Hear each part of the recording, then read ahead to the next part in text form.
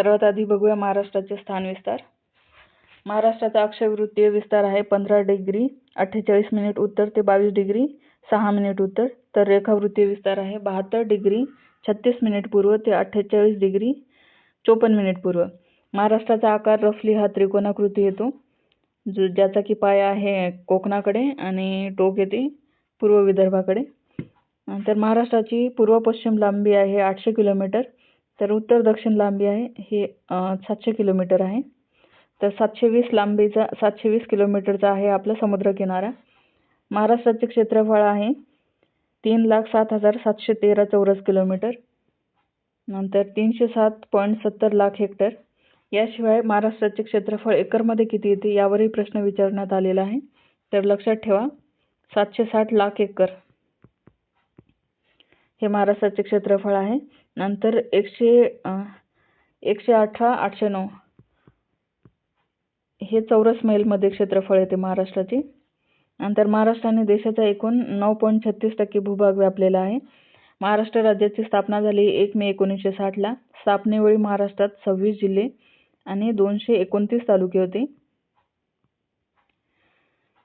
तर आता आहेत 36 जिल्हे आणि 355 तालुके। महाराष्ट्रात एकूण प्रशासकीय विभाग 6 आहेत, तर प्रादेशिक विभाग आहेत 5, जे की आहेत विदर्भ, पश्चिम महाराष्ट्र, मराठवाडा, कोकण आणि खानदेश। महाराष्ट्राची एकूण लोकसंख्या येते 11,23,74,333। तर लोकसंख्येच्या बाबतीत महाराष्ट्र हा दुसऱ्या क्रमांकावर येतो, प्रथम क्रमांकावर आहे उत्तर प्रदेश। आता बघूया महाराष्ट्राची राजकीय सीमा। महाराष्ट्राच्या सीमेला लागून आहेत एकूण 6 राज्य आणि 1 केंद्रशासित प्रदेश। तो केंद्रशासित प्रदेश आहे दादरा नगर हवेली आणि दमण दीव। तर ते 6 राज्य आहेत गुजरात, मध्य प्रदेश, छत्तीसगड, तेलंगणा, कर्नाटक आणि गोवा। तर या राज्याला आपण कोणत्या जिल्ह्याची सीमा लागली हे बघूया। मध्य प्रदेशाला एकूण सर्वाधिक म्हणजे 8 जिल्ह्यांची सीमा लागून आहे। ते जिल्हे आहेत नंदुरबार, धुळे, जळगाव, अमरावती, नागपूर, भंडारा आणि गोंदिया। कर्नाटक राज्याला लागून आहे एकूण 7 जिल्हे नांदेड, लातूर, उस्मानाबाद, सांगली, कोल्हापूर आणि सिंधुदुर्ग। तेलंगणा आणि गुजरातला एकूण 4 जिल्ह्यांची सीमा लागून आहे। तेलंगणाला लागून आहे गडचिरोली, चंद्रपूर, यवतमाळ आणि नांदेड, तर गुजरातला लागून आहेत पालघर, नाशिक, धुळे आणि नंदुरबार।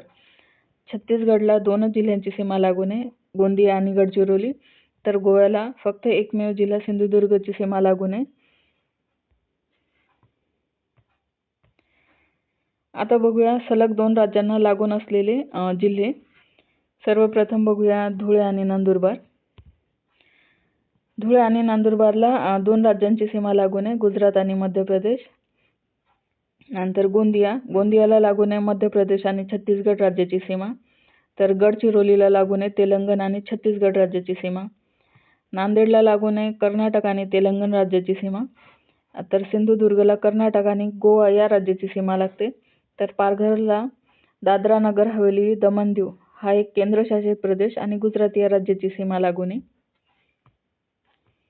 आता बघूया महाराष्ट्रातील जिल्ह्यांची पुनर्रचना, म्हणजे की जिल्हे कधी तयार झाले, त्याचे निर्मिती वर्ष आणि तो कोणत्या मूळ जिल्ह्यातून विभाजन होऊन तयार झालाय ते बघूया। 1 मे 1981 रोजी सिंधुदुर्ग आणि जालना या 2 जिल्ह्यांची निर्मिती झाली। सिंधुदुर्ग जिल्हा तयार झाला रत्नागिरीमधून, तर जालना झाला औरंगाबादमधून। नंतर 16 ऑगस्ट 1982 ला तयार झालाय लातूर जिल्हा, जो झालाय उस्मानाबाद जिल्ह्यातून। नंतर 26 ऑगस्ट 1982 ला तयार झालाय गडचिरोली जिल्हा, तो निघालाय चंद्रपूर जिल्ह्यातून। 4 ऑक्टोबर 1990 ला मुंबई उपनगर हा जिल्हा तयार झाला, मुंबई शहरातून वेगळा करून। नंतर 1 जुलै 1998 ला 2 जिल्हे तयार झाले, वाशिम आणि नंदुरबार। वाशिम वेगळा केला अकोला जिल्ह्यातून, तर नंदुरबार हा वेगळा केला धुळे या जिल्ह्यामधून। नंतर 1 मे 1999 ला पुन्हा 2 जिल्ह्यांची निर्मिती करण्यात आली। हिंगोली वेगळा केला परभणीमधून, तर गोंदिया वेगळा केला भंडारा या जिल्ह्यातून। नंतर आता रिसेंटचा जिल्हा 1 ऑगस्ट 2014 ला तयार करण्यात आला, तो आहे पालघर, जो की वेगळा केला ठाणे या जिल्ह्यामधून। आता बघूया महाराष्ट्राचे प्रशासकीय विभाग। महाराष्ट्रात एकूण 6 प्रशासकीय विभाग आहेत, औरंगाबाद, नागपूर, पुणे, अमरावती, नाशिक आणि कोकण। तर औरंगाबादमध्ये एकूण आहेत 8 जिल्हे, औरंगाबाद, नांदेड, लातूर, हिंगोली, परभणी, जालना, बीड आणि उस्मानाबाद. नागपूरमध्ये एकूण आहेत 6 जिल्हे. नागपूर, भंडारा, गोंदिया, चंद्रपूर, गडचिरोली आणि वर्धा. पुणे, अमरावती आणि नाशिक यामध्ये एकूण 5 जिल्हे आहेत. तर पुण्यामधील जिल्हे आहेत पुणे, सातारा, सांगली, कोल्हापूर आणि सोलापूर. अमरावतीत अमरावती, बुलढाणा, यवतमाळ, अकोला आणि वाशिम या 5 जिल्ह्यांचा समावेश होतो. तर नाशिकमध्ये आहेत नाशिक, जळगाव, धुळे, नंदुरबार आणि नगर हे 5 जिल्हे. कोकणात एकूण 7 जिल्हे आहेत. मुंबई शहर, मुंबई उपनगर, ठाणे, रायगड, रत्नागिरी, सिंधुदुर्ग आणि पालघर. तर प्रशासकीय विभाग त्यामध्ये एकूण किती जिल्हे आहेत यावरही आयोग नेहमी प्रश्न विचारते. तर हे पाठच करून ठेवा. आता बघूया क्षेत्रफळानुसार प्रशासकीय तथ्ये. तर महाराष्ट्रातील क्षेत्रफळानुसार सर्वात मोठा जिल्हा आहे अहमदनगर. तर आयोग सुरुवातीचे जे 8 जिल्हे आहेत सर्वात मोठे जिल्हे यापर्यंत पोहोचलेला आहे. तर सुरुवातीचे 8 ते 10 जिल्हे सर्वात मोठे हे पाठ करून ठेवा. नंतर सर्वात लहान जिल्हा आहे मुंबई शहर. एकूण हे 5 सर्वात लहान जिल्हे पाठ करून ठेवा. आता बघूया विभागातील सर्वात मोठे जिल्हे आणि सर्वात लहान जिल्हे. औरंगाबाद विभागामधील सर्वात मोठा जिल्हा आहे बीड. तर सर्वात लहान जिल्हा आहे तो हिंगोली. नंतर नाशिक प्रादेशिक विभागातील सर्वात मोठा जिल्हा आहे तो नगर. तर सर्वात लहान जिल्हा आहे नंदुरबार. पुण्यामधला सर्वात मोठा जिल्हा आहे तो पुणे. तर सर्वात लहान जिल्हा आहे कोल्हापूर. नंतर नागपूरमधला सर्वात मोठा गडचिरोली हा जिल्हा आहे. तर भंडारा हा जिल्हा सर्वात लहान जिल्हा आहे तो. वाशिम विभागामधील यवतमाळ हा जिल्हा सर्वात मोठा आहे. तर वाशिम हा जिल्हा सर्वात लहान आहे. कोकण विभागामध्ये रत्नागिरी हा सर्वात मोठा जिल्हा आहे. तर मुंबई शहर हा सर्वात छोटा जिल्हा आहे. आता बघूया महाराष्ट्रातील सर्वात उत्तरेकडील आणि दक्षिणेकडील तालुके. यावर जुन्नर तालुक्यावर आयोगाने प्रश्न विचारलाय. तर इतरही तालुके पाठ करून ठेवा. औरंगाबाद विभागात सर्वात उत्तरेकडील तालुका आहे सिल्लोड. तर सर्वात दक्षिणेकडील तालुका आहे उमरगा.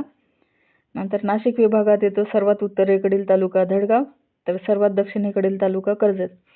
पुण्यामध्ये सर्वात उत्तरेकडील तालुका आहे जुन्नर.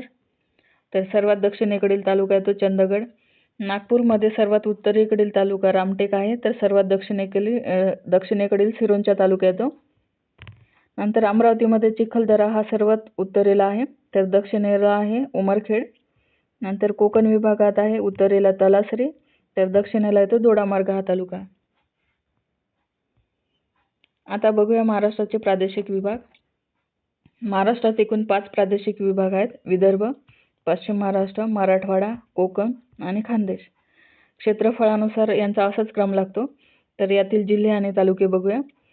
विदर्भ जो की क्षेत्रफळाने सर्वात मोठा आहे. त्यामध्ये आहे 11 जिल्हे आणि 120 तालुके. नंतर दुसऱ्या क्रमांकावर येते पश्चिम महाराष्ट्र. यात एकूण 7 जिल्हे आणि 87 तालुके आहेत. तिसऱ्या क्रमांकावर आहे मराठवाडा, ज्यामध्ये एकूण 8 जिल्हे आणि 76 तालुके आहेत. कोकण आहे 4थ्या क्रमांकावर. तर त्यात आहेत 7 जिल्हे आणि 50 तालुके. तर खानदेश हे सर्वात शेवटचा सर्वात छोटा प्रादेशिक विभाग आहे. यामध्ये फक्त 3च जिल्हे आहेत आणि 25 तालुके आहेत.